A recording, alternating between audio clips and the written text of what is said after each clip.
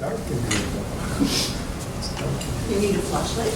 I don't have one of those. I need some new eyes. If those guys, have you got eyes there as well? You should have everything else. Do you want the light from my cell phone? Here. Yeah, that'd be nice, thank you. Yeah, I'll do that. It's just that I don't want to stumble too badly. Welcome, everybody. Thank you for coming today.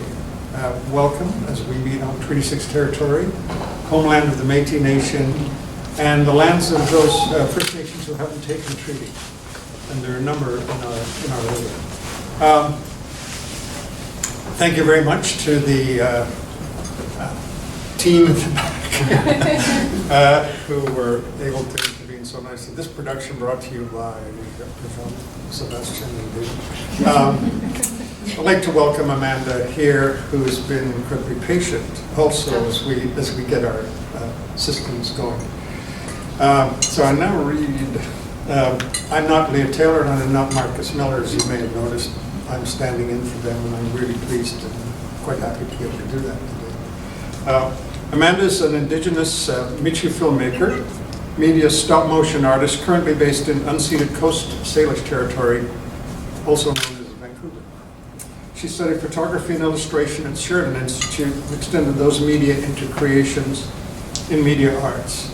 Amanda's work looks into Indigenous lineage, language, and unconventional methods of storytelling. And any of you who have been able to get out to Wanuskewin to see her exhibition, it's wonderful, it's phenomenal, and it's very, I was going to say captivating, I think, my word, I don't know. Each film is a collaborative process with a multi-layered approach to aspects of animation in the sonic spectrum. Her films have screened across the globe, most notably at Canoe, TIFF, VIFF, and Ottawa International Animation Festival. Amanda has received grants from the Canada Council for the Arts, Ontario Arts Council, BC Council, and the National Film Board. In 2003, she was the recipient of the K.M. Hunter Artist Award for Film and Video. Most recently, she was selected by renowned filmmaker Lannis Abomsaman to receive $50,000 in post-services through the Clyde Gilmore Technicolor Award. And this talk today is a collaboration between the University Art Galleries and Wanuskewin Heritage Park, which is part of a larger partnership that we're working on. So it's with great pleasure, welcome Amanda, and ask you to welcome her.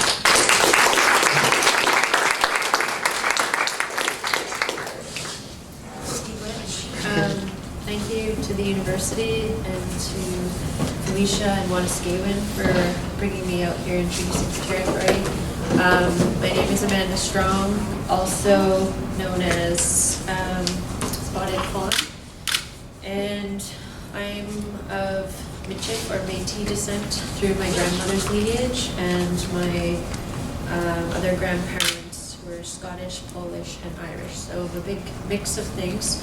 But because I didn't grow up with sort of the lineage of my other grandparents, I was closest to my maternal grandmother, who just recently passed, but really helped instill in me sort of what feels right and sort of my Indigenous roots, and that's sort of been sort of the core of who I've been as a person and artist for a long time now. So I was originally born in Brampton, Ontario, and kind of grew up around the Toronto area till about I was 20, and have sort of moved around Canada, exploring my practice and just learning.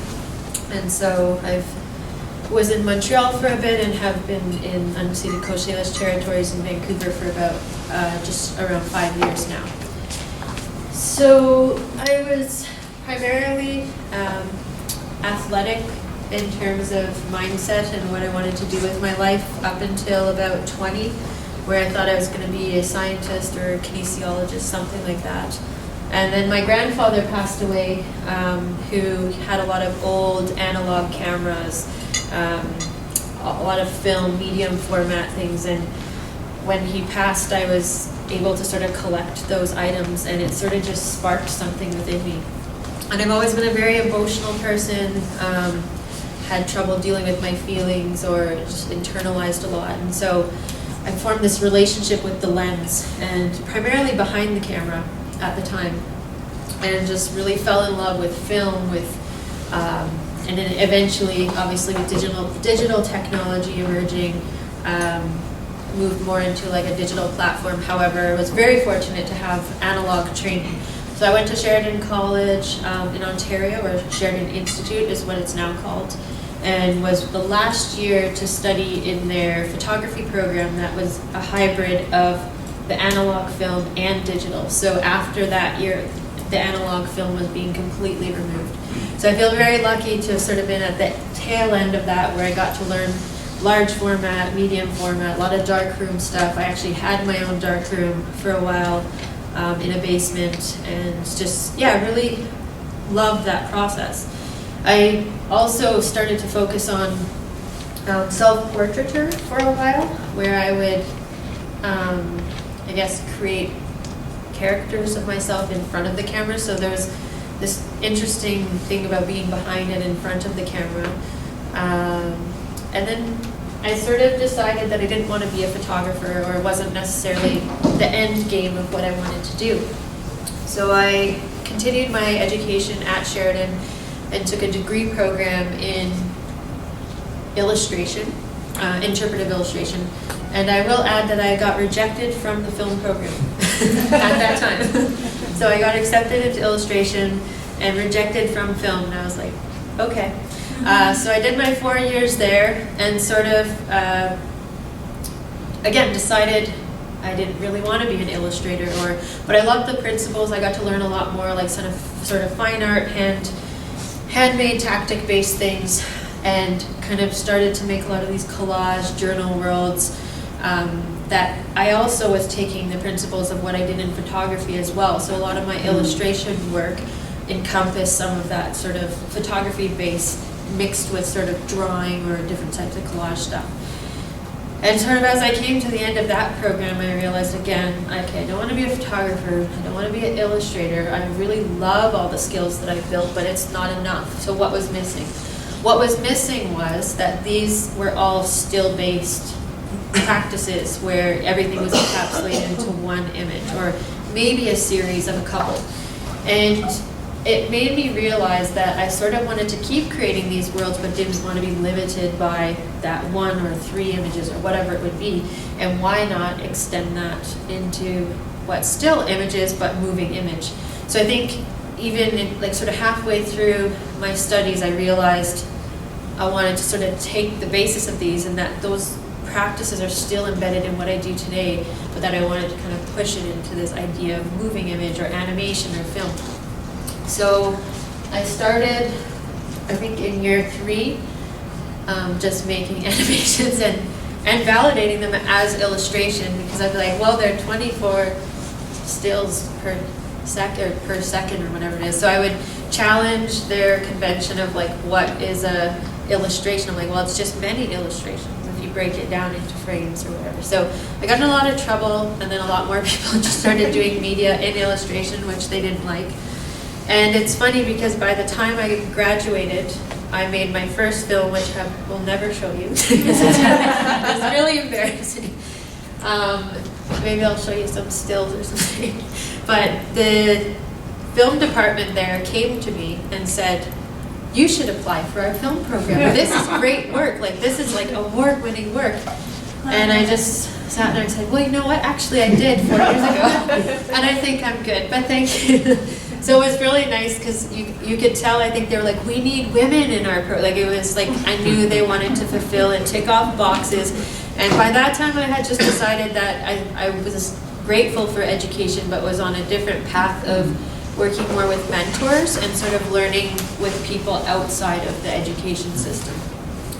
So that's just a bit about sort of my past and sort of how I got to where I am today. So sort of what I'm doing today is primarily stop motion based animation, and why I love it so dearly is that, again, it encompasses all of the things that I learned in the past, and it applies all these practical skill sets, and it's sort of all in one thing.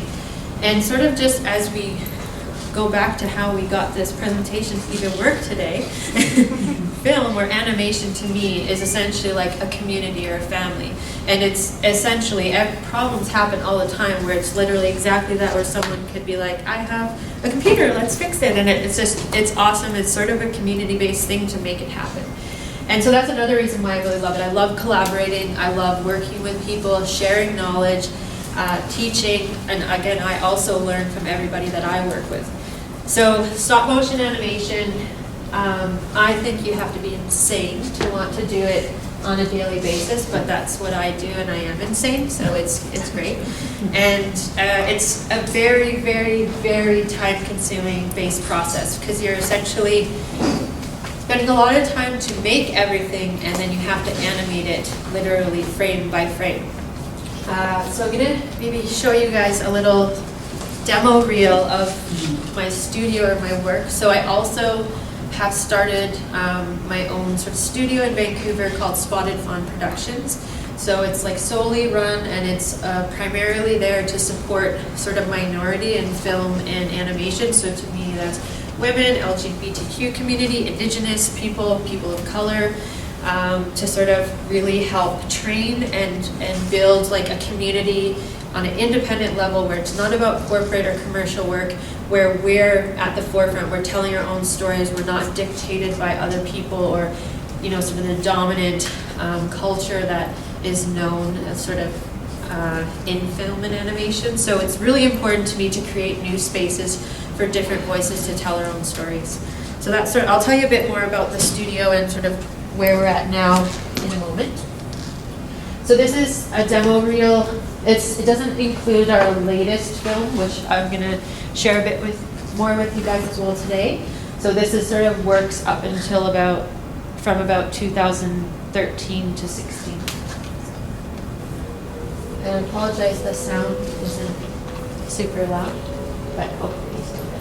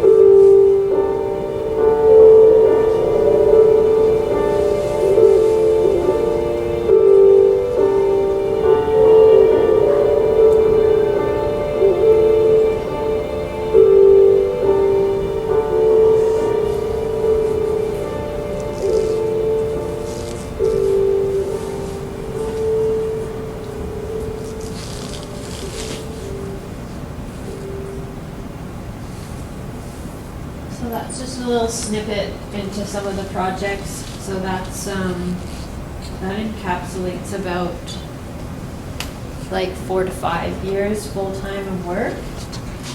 I don't want this one to play. Yeah, so that's, I think, about 4 or 5 different projects. So as you can tell, there's like a lot of handmade elements. Even though we're using digital technology, so a lot of the cameras that we're using are like literally just digital SLRs. It's to me about the handmade and the practical sort of, again, analog material. And so, although we do compositing and different elements to sort of piece it all together with digital technology, to me those are just tools that are an extension of sort of the material that we make. So I wanted to show some of the films, but the speakers aren't the greatest. So I wanted to just ask how you guys felt of, like, the sound. I wanted to explain the sound is super important to me too. Like, sound is another thing that I spend like almost as much thought and time into as I do the picture, because all of the projects I do, I try to create original music and score, and I view it like very layered as I would picture. So it's definitely hard for me to watch them when you don't really hear the sound. So I don't know whether you guys would want to still see a few of the films, or if not, I can keep talking. It's probably more interesting to watch the films, so. Watch the films. Okay, cool. Yeah, so you'll just have to bear with, do you guys have any speakers or like anything other than just the projector? Oh, okay. Okay, no worries. Okay, so have any of you seen the Wanuskewin show? So you would have seen a few of those films. So what I might do is show one of my first films that I did, just so it's hopefully something different for you guys. Have you seen Indigo? Okay. All right, I'm going to show Indigo, which was my first stop motion film, that I can talk about it a little bit and describe what it's like to make these. And please note, I really love sharing or talking, so if anyone has any questions about process or anything you see at any point, I really love having discussion, so please feel free to ask me anything at any point.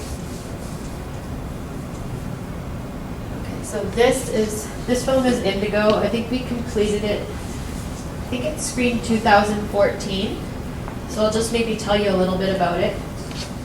So I had just finished school and was really interested in the idea of stop motion, and had done a few films before this, but were more sort of, they weren't sort of used in this way, or like a full-on execution of puppets. I'd never had any funding.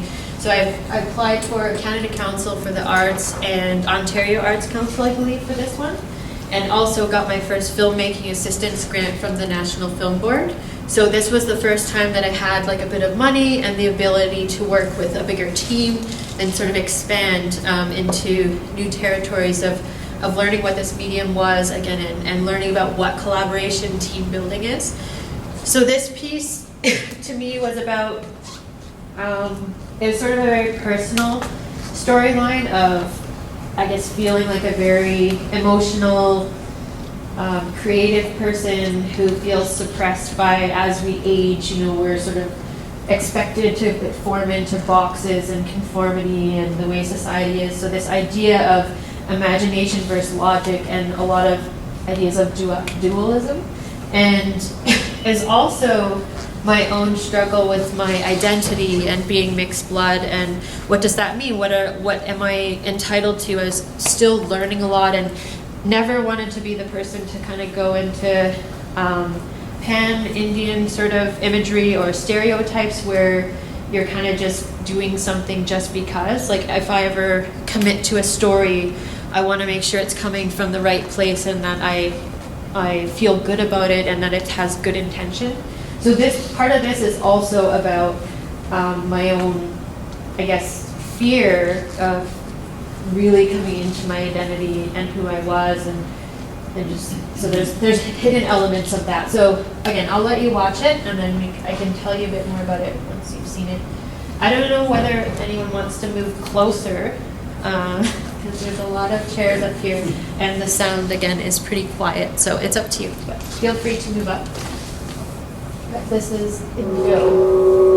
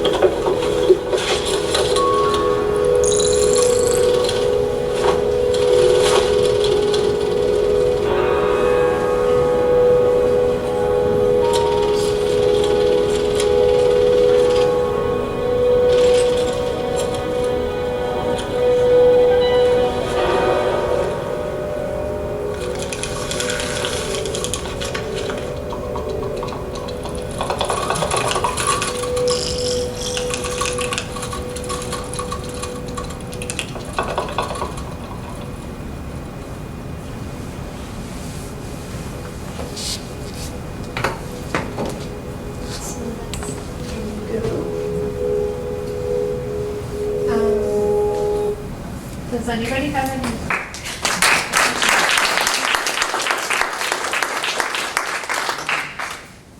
Yeah, that was my first stop motion. It was quite the journey. Does anybody have any specific questions about any of that after sort of seeing? Did this come after Sheridan? Yes. Yes. Yeah. Yes. Yeah. Do you often do the pairing of the video with the actual pieces like in the show, like the actual figures and such? Is that how you show them? Oh, no, this is one of the first time, well, not the first time, but we were able to do a show at Grunt Gallery in Vancouver about 2 years ago, and that sort of helped start the idea of having all of the labor and the pieces and the puppets and the sets that are such a different experience when you see them in person versus the film itself. And this was at Wanuskewin is definitely the biggest show where I think you almost have all of everything that we've made. Our studio feels very empty right now. And we have a lot of visitors that come by, and it's hard lately because we're like, yeah, everything is not here, so we can't show you anything. But no, it's really exciting for me. It's actually something I've always wanted to do, but you can't just do that right off the bat. You have to build your way up and get to a place where when I first tried to explain it to people, it's a tough one to sell when we don't have an example of it, or you don't have any photos of like what it would look like. And people don't always know what all this stuff is or how big it is. Like there's so many factors to whether people would want to take that on or not. It's pretty ambitious too, as you can ask Felicia over here doing our install and just getting everything out here. It's massive. How many crates did we have? Two really big ones. Jam-packed. Jam-packed, yeah. Yeah, last, I guess, like just the figures. Yeah. Because they're just so.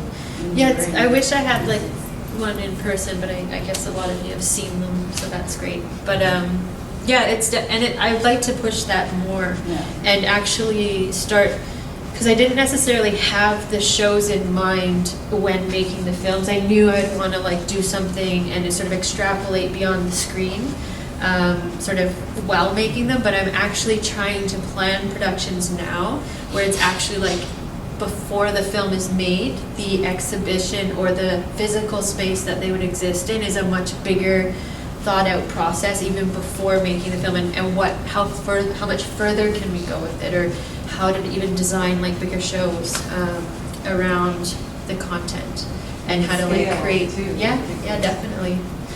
So lots to think about. But no, this was a lot of fun.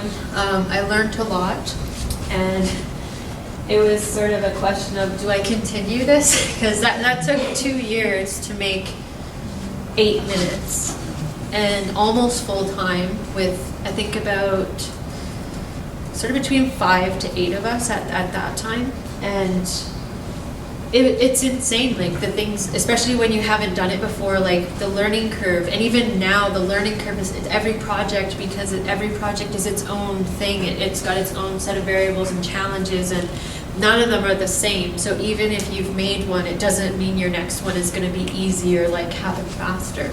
It just means it's a whole new set of things to make and things to animate and things to bring to life. And I'm always trying to push or try new things in each production, which definitely doesn't make it easier for myself or the team. So, but no, this one was instrumental in it, and it sort of was my breaking point of, is this what I want to do? And as insane and crazy and difficult as it was to get through that film and actually see it through to the end, I sort of made a choice to commit, and I decided how much I love it. And just, again, it's like a tight-knit community. Not anyone will just commit to like helping on something like this or wanting to be a part of this process. So the people who do are often like really passionate about it, and they're there for the right reasons, the same reasons that I would be. So that is super exciting to me, again, to be collaborating with people like-minded, or that just sort of like help flourish creativity and like just go into all these worlds of creation. So it's really exciting. So stylistically, it puts me in a little bit in mind of Jan Svankmajer or perhaps the Brothers Quay, but my own vocabulary is fairly limited. I wonder if you could speak to stylistic influence for this project, maybe in terms of your approach. Yeah, I mean, even if you look at sort of my older stuff, or even a lot of my photography, it's always had a darker sort of aesthetic. I mean, one of my favorite photographers slash videographers now would be Florio Sigismondi, who's like an Italian-based, originally photographer, like did a lot of the Marilyn Manson videos in the 90s. Very dark aesthetic, making a lot more film-based stuff now. But she was a huge influence when I was younger, that sort of really like helped me in terms of how I was expressing myself. But I just naturally have a darker sort of aesthetic or taste, or really textural, really gritty. I wasn't too familiar with the Brothers Quay, like a lot of people bring that up, and I love their work now that I watch it, and definitely see like palette similarities and whatnot, but I wouldn't say I was like studying them per se. And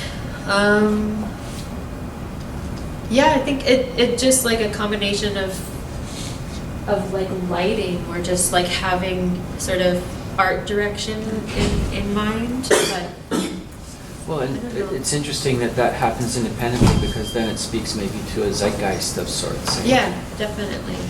So it's very exciting for me, again, because it's like applying all the things that I went to school for. Like, it's heavily based in photography, lighting principles, but you're also making things by hand and whatnot. So that's why I love it. And the sound is really exciting too. I'm not a sound artist, so that's one thing I don't do, or not like super involved in like practically in terms of composing, but I work with composers and sort of have a lot of ideas. I'm just not a sound artist. So that's the area that I don't have like practical experience, but get still as excited by and kind of really enjoy that process as well. So it's a lot of fun to sort of merge sonic and visual worlds together. Sorry, you mentioned the NFB had provided some of your Yeah, funding so, for the that's project, actually a but I really wonder interesting point. if you, because they, like, usually they don't fund anything they don't Produce and then own afterwards. Is that the case? I can speak to that a bit. Because I'm always curious about how. So they do Authors' rights and that. filmmakers assistance grants, and they're not very much. Like, typically they're like a few thousand or something like that. But there's an animation department in Montreal that I sort of figured out you don't, because usually it's regionalized, so you would apply based on where you're located in Canada, so whether that's Eastern or Pacific centers. But they have the animation head is in Montreal, and they had an animation specific one that's not as advertised. And there's a bit more you could apply for. So with this, for instance, we were able to do like color correct and proper sound. We did Foley, sound mix, and I'd never done those things before in a like professional space. So that was instrumental in, unfortunately, again, you can't hear the quality of the sound, but that was like a huge step of me learning and having access to a facility like that, because it usually, when you do it on your own, it's not going to be quite like that. Even the color correct and whatnot, it won't look as good as when you get sort of post services. So there's filmmakers assistance grants that aren't based on them being a producer. They won't have any say or creative input. It's literally just there to help you give some sort of, like for emerging filmmakers, to give sort of top up funds to kind of get through post production. But they're not undertaking your rights after too? No, not at all. Because that's like the only instance I've ever heard of that.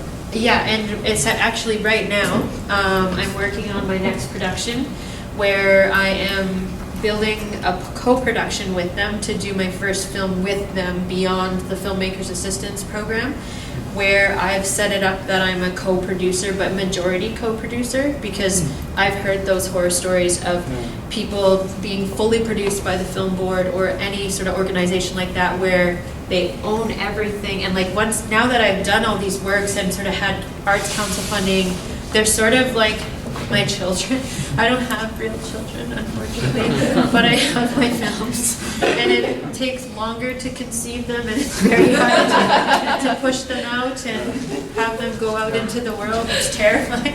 You have to watch them grow and people judge them and all sorts of things, just like real children. So it's like, now that I've had independent films, it will be very hard for me to have somebody come in and try to say, we're going to own it, and if we fund it, it belongs to us, and we're going to tell you, and we're going to give feedback, and you're not going to be able to do that. Like, I'm like, no, not into that. So, I mean, if you want to hear about where I'm at now versus where I was in 2014, that might be a bit of an interesting story.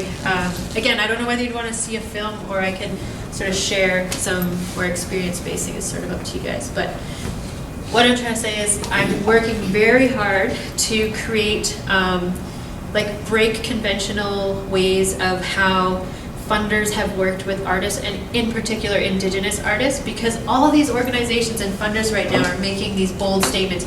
We're going to support Indigenous filmmakers. We're going to support women directors. And it's great, but then they have a lot of work to do, and they have a lot of change to make. And that's like what I'm going and trying to hold them accountable for now. So in 2014, I barely could talk. I wouldn't even be like saying a word to you guys right now. I'd just be showing my films and hiding in a corner. Whereas I had to learn very hard and quick that if I wanted to continue making films, receiving funding, you actually have to do a lot of challenge to the way the systems are and fight for what you need. And especially in stop motion, I am constantly boxed into the typical short film category that live action is based in. And you can make a live action short in 2 weeks. So when I have to spend 2 years to make a film, it's very difficult to be put in that box. And so I've received funding from people like CBC now, TELUS, and it's like I have to fight so hard. And I am known by all of them as very difficult. But I don't care, because at the end of the day, I will get my way, and they're not going to tell me how to tell my stories. And I will say that right to them, and they'll still fund me. And I learned very quickly that there's people there who will say no to you right off the bat.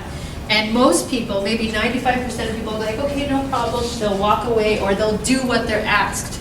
And then there's the other people where if you fight and you say, no, that's not acceptable, and no, we need to talk further about this, or no, like I need to challenge this in some way, there actually is room for that. And a lot of people don't know that. And if there's one thing I can share is that, and that I feel like I've been able to push through many points where people first said no to me.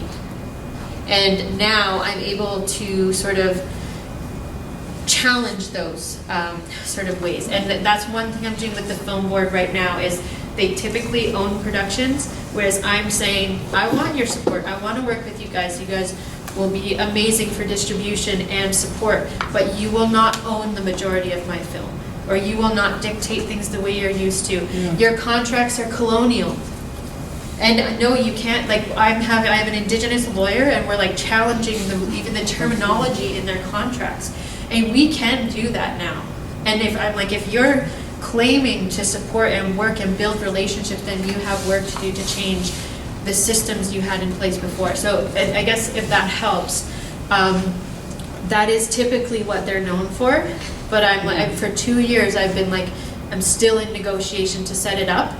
So I could have rushed and started it like a year ago, but I would have been under their terms, and I won't do that. Well, I know a lot of filmmakers who get, they're like, find out from other people where their work has been screening from the NFB, and they're like, oh, I had a show in Europe. I didn't get invited. So they never knew, and they just got like a, no, I don't, you don't get royalties. You don't become anything, so it's theirs, it's all they can't theirs. access their stuff on Vimeo. Yeah. They're like, no, I can't show that one unless you go to the... I'll give you an example. So I just finished a film, it's actually 99% finished. It's premiering at TIFF. It's my new one called Biidaaban.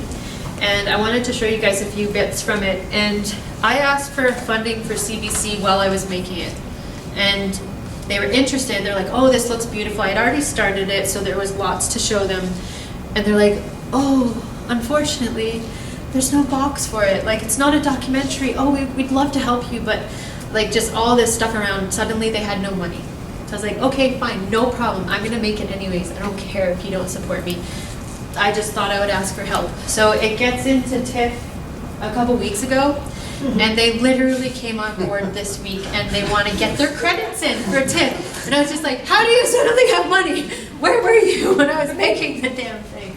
So it's funny how they change and like want to be a part of the success, or they don't want to take the risk, and then they view me as like challenging because they know I'm not going to say yes or like agree with everything they say. But then when I see it through, they want to hop on the. So it's a very weird system. Yeah. But and they tried to like, we want our CBC at the front end of the credits, and I was like, hell no. I was like, I just spent 2 years on this. You can have it at the end. Deal or no deal? They're like, fine. So it's like, because they're like, no, that's a condition. We can't sign the contract if you don't like. I'm like, well, I'm not putting it at the beginning of my film, just so you know. Yeah. And then they still agreed. Like, they'll try to fight for what they want. All these places, even NFB. And so it's just a matter, like, for me, I'm very fortunate because now I've made a lot of my own independent films where nobody has told me how to tell those stories. So I have a bit of, I don't know what you want to call it, leeway where they know I can finish a film. They know I'm going to do it with or without their help.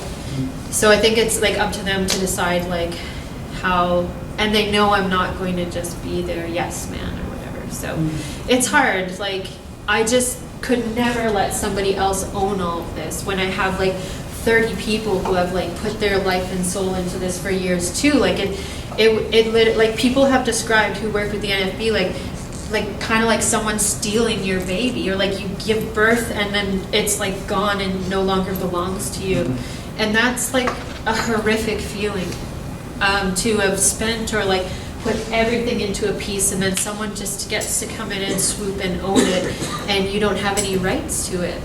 So it's really interesting. It's an important dialogue, and I think we need to like really keep that dialogue going to create change and really make the people who sit in offices and cushy chairs and have benefited jobs and don't have to worry and have 6 weeks of vacation a year. Meanwhile, the artist is struggling, not having any days off, not making any money.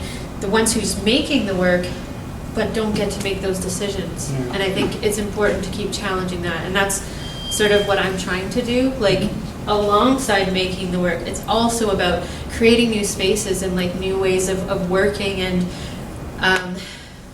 kind of breaking some of these conventional systems that we know or that are known. And it's like, for me, being an Indigenous person, like those ways don't work. Like, none of it makes sense to me. It's so like their structures are like mind-boggling, and it's hard to like convey that like we have different ways of working or learning or process or sharing, and like it doesn't always fit into your contracts or boxes. So it's important to like challenge that for me. It's funny because there's a Indigenous filmmaker here in Saskatchewan, Marjorie Bocage, who does a lot of documentary work. Nice. She's been working for years, and she's told me often the story of like working with Telefilm Canada in the 90s and using a collaborative framework in the storytelling structure of making a feature film. And they had like cast Johnny Depp in this film about Rougarou, and she like went out and met with him, and this is just after he shot Gilbert Grape, so it's like pretty famous. And Telefilm tried to change how they were going to structure the story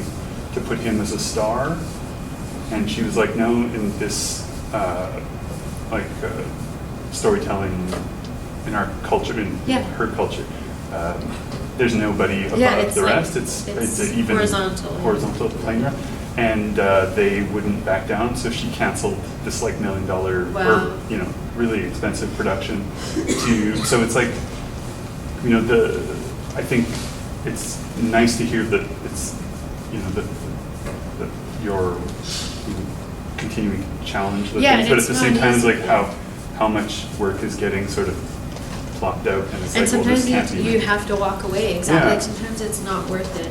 Like, even if it's a ton of money. Like, I've turned so many things down that are like money-based gigs that just I have no interest in or don't feel right. And I 100% agree. Like, my whole model and philosophy with my own work and the collaboration of my studio is like, it's known, it's horizontal hierarchy. So nobody's above anybody, nobody gets to belittle anybody. We still have leaders, but it's about sharing, learning curve, like the process of how we work is so different than the industry. And like, I will stay true to that as long as I can, because it's not my intention to veer. So it's important, and yeah, sometimes, especially in the past, if you're like a moral person and you're not going to sell out, yeah, you have to walk away from things, because back then it wouldn't have been that easy for an Indigenous filmmaker to like make a big thing like telefilm change, you know. So it's unfortunate to hear, but I'm glad to hear that they stuck to their moral compass. Even Yeah, though I think there's a lot of new structures that Yeah. she was working with other communities to Absolutely. develop. Are we out of time? No, Oh, well, sorry. we're out of time when you're out of time. Okay. Amanda, I this can is talk. great.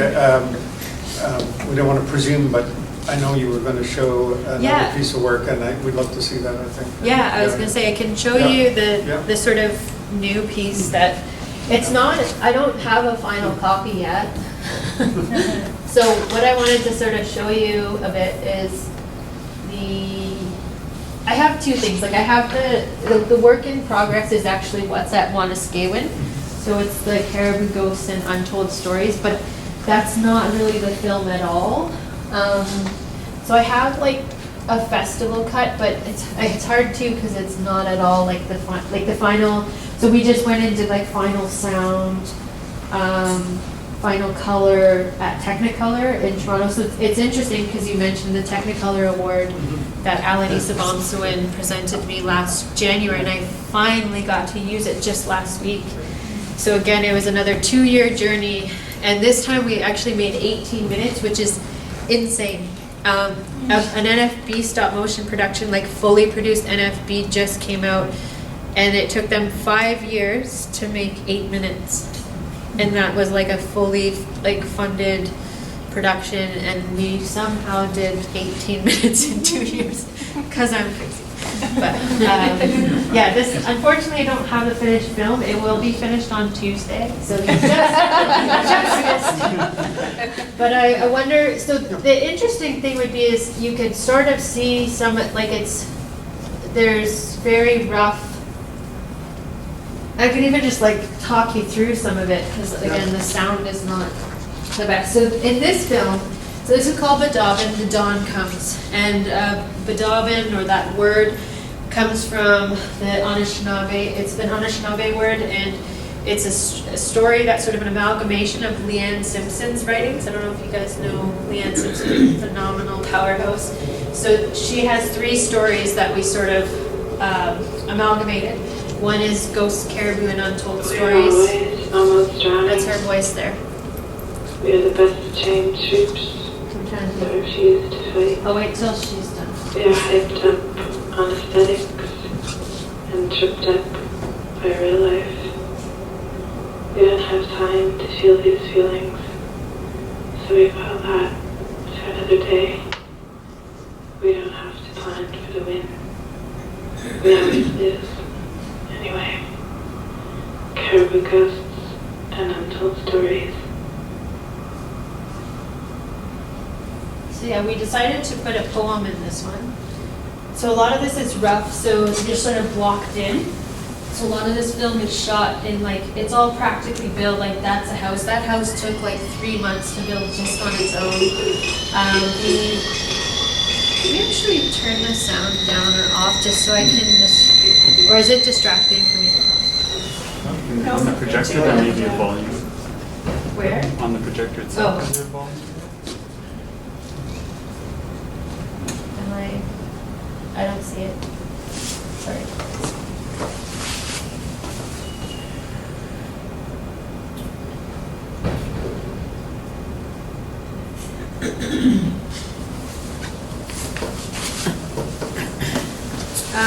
But yeah, so these puppets are at Wanuskewin right now, and they're probably the most intricate things we've ever made.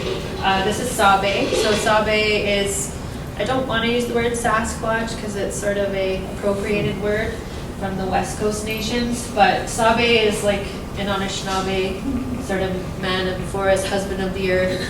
He's 10,000 years old. So Leanne, this is coming from like Leanne's nation and her writings. And Biidaaban is a non-binary sort of main character, and we based Biidaaban off of our friend Wes, who is non-binary. And at the end of the production, we'll be giving them we made a duplicate doll of them, so like it's important to me to share, so we're going to gift Wes a doll of themselves, and Leanne will get one of Sabe, and so we're pretty excited to pass those along. So this is sort of a story of reclaiming ceremony in the present, and the idea of sort of development and what has that sort of done to the land, to animals, and that's sort of where the ghost caribou and ghost wolf come in, is they were here and they were keepers of the land as well. And so over time and with these neighborhood developments, it sort of either removed them or culled them out of the land, and then also the forest or the trees. So there's sort of these maple trees that are like sort of ancestral or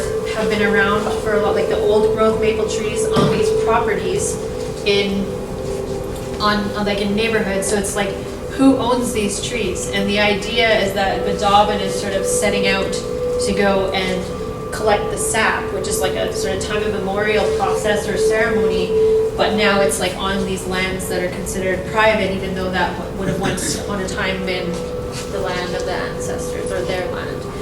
And Leanne writes about the ghost caribou because the caribou used to be in southern Ontario or like southern Canada, and she writes about the idea of like still feeling their spirits and that they're still here, but it's like the ghost versions of them. And that's actually was the seed to this whole piece, and I just found that like to be so powerful and beautiful. So yeah, so these are all handmade houses. What's the scale of those houses? They're pretty big. They're about like this big. And then a lot of it was like sort of shot with green screen or sort of shot practically. So everything that is composited is like sort of handmade. There is a bit of 3D. So this is the first time that we tried using 3D and actually using 3D modeling in space to replicate things that we had made already by hand. So again, like we're using new technologies, but it's to keep the integrity of the actual handmade elements.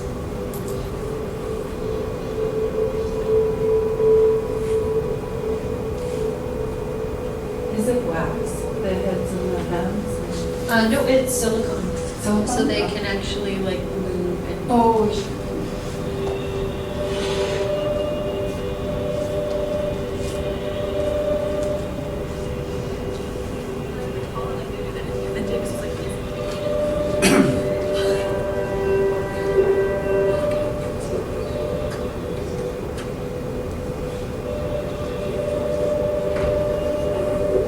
again, a lot of this is very rough, so it's not finished.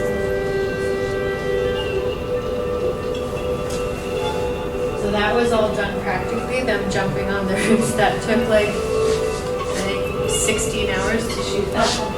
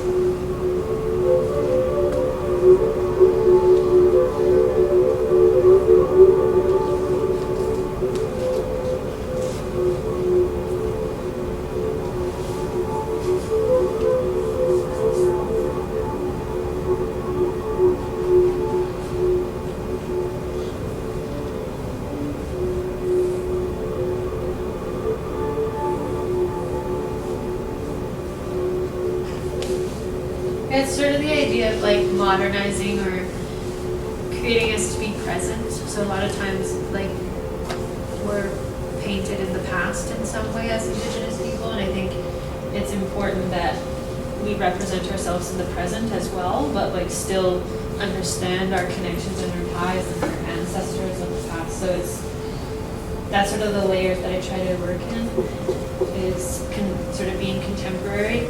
And like it's great because Leanne writes about, the sort of Sabe in a very modern sense, and they're like texting, and so I think that's so powerful. Here they're about to text.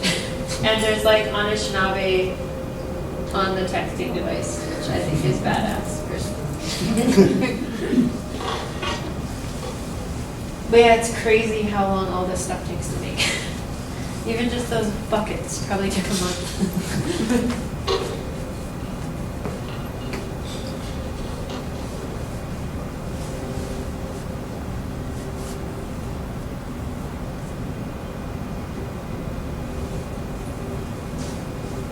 You can probably see that the puppet making has evolved quite a bit from the first one. Just sort of like learning the different people you work with, or learning about material. This one actually we didn't have any more budget because nobody wanted to help well. But I just had a much more like a team who had more experience for this one. And really, really believed in the project.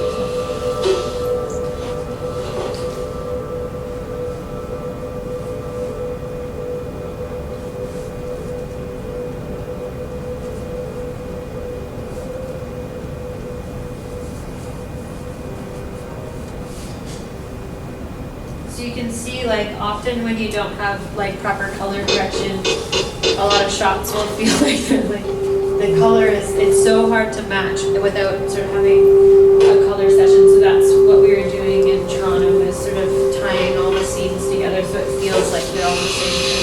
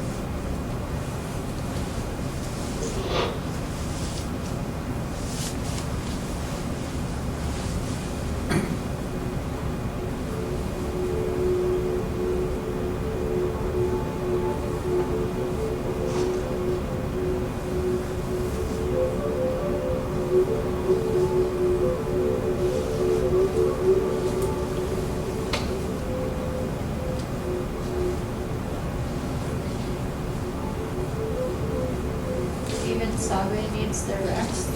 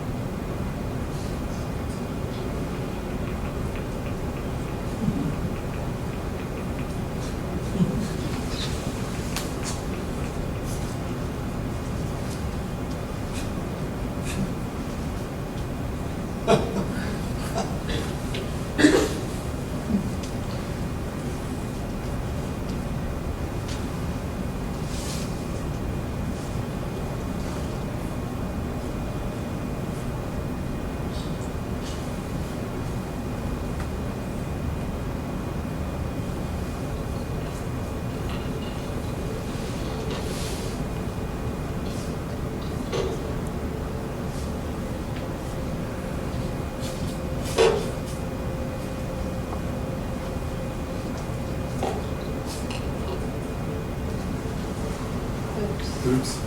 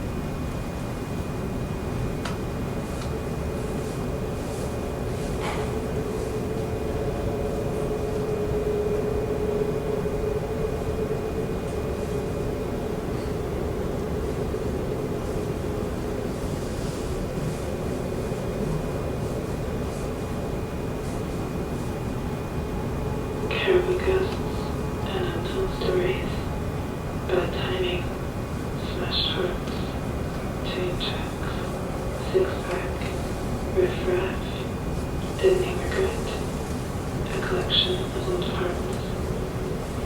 We get these little gifts of tremendous, unclouded by past dues. We get these tiny moments. There's never enough glue. We'll tie ourselves together with bungee cords, luck, really fish, desire, ebony knife. Catharsis is still elusive. We'll save that for another day. Meet me at the underpass. Rebellion is on her way.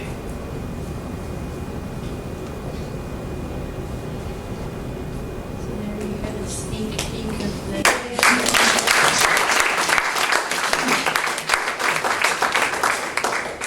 Very, very rough, sorry. That's why the rebellion is underway. That's why it's at risk. What's that? The note, Yeah. rebellion, like, Rebellion. Sure is at risk. Totally. Rebellion is underway. That's fabulous. Thank you. Just a couple of quick thank yous, Shamin, for setting everything up and no doubt having to put everything away when we're gone. The emergency IT team back, and Felicia and Wanuskewin for bringing Amanda here. I'd just like to thank you for your kindness in being here and sharing not only your work, which is, I said captivating earlier, that just is a kind of a placeholder for something I think much more important, but also for talking about your experience and in answer to questions about how to deal with institutional stubbornness and blindness and so on as an artist, as an Indigenous artist, and particularly in the area you work in, which is obviously so highly leveraged around financing and government financing. You know, I guess those of you who were able to get out to the park to see the exhibition appreciate some of what we've seen today. And those of you who don't, can they come visit you at Spotted Fawn in Vancouver? Yeah, 100%. Yeah, totally. All the time. I love that. when people come. So again, thank you very much. This was a wonderful way to spend a good deal of time.